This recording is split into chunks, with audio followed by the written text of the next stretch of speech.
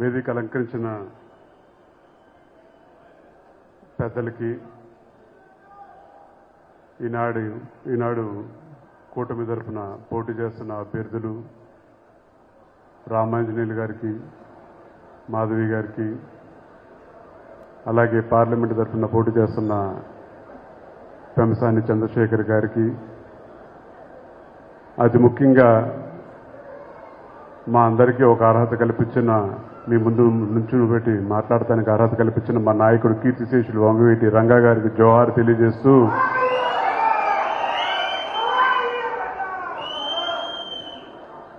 కేవలం ఒక నినాదాలే కాకుండా మీ అభిమానంతో ఇంకా కేవలం 10 రోజులు ఉంది. మన ప్రాంతాన్ని మనం కాపాడుకుందామా లేదా అని చెప్పనేది మన చేతుల్లో ఉంది.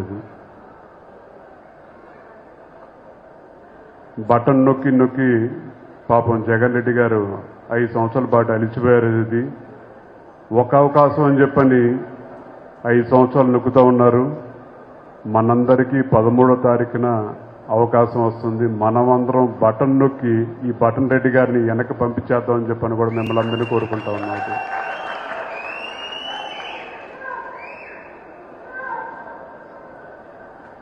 కులాల గురించి మాట్లాడుతూ అందరూ రకరకాలుగా చెప్తూ ఉంటారు.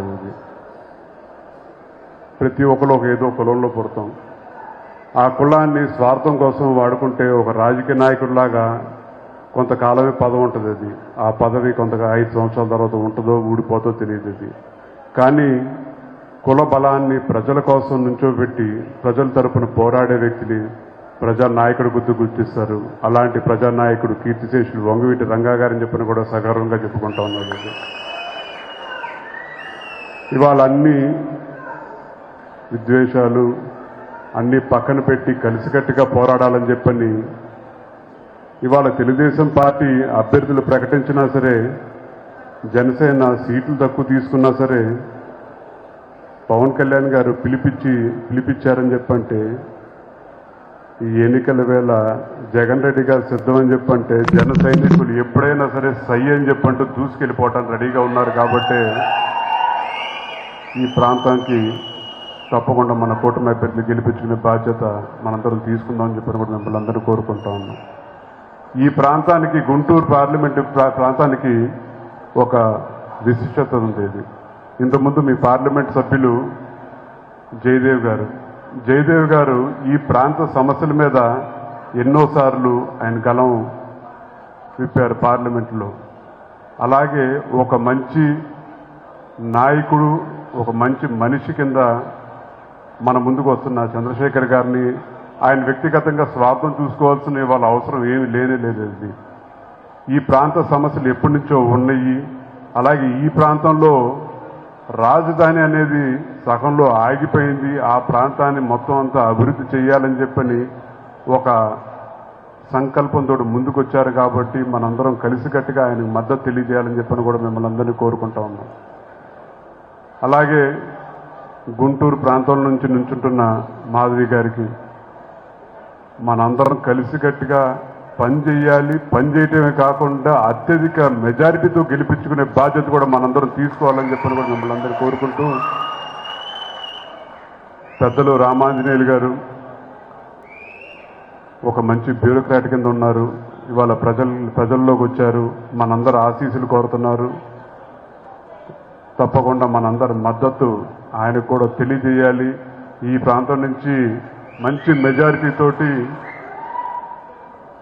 ఈ ప్రాంతం నుంచి ఒక గెలిపే కాదు, మెజారిటీ ఎందుకు ముఖ్యమని చెప్పంటే 3 రాజధానులు కాదు, ఒకటే రాజధాని, ఇది అమరావతి అని చెప్పని తెలియజేయాల్సిన, మనం ఇచ్చే మెజారిటీ తోటి తెలియజేయాల్సిన, రాష్ట్రం ప్రజలు తెలియాల్సిన అవసరం కూడా ఉందని చెప్పని కూడా కోరుకుంటూ,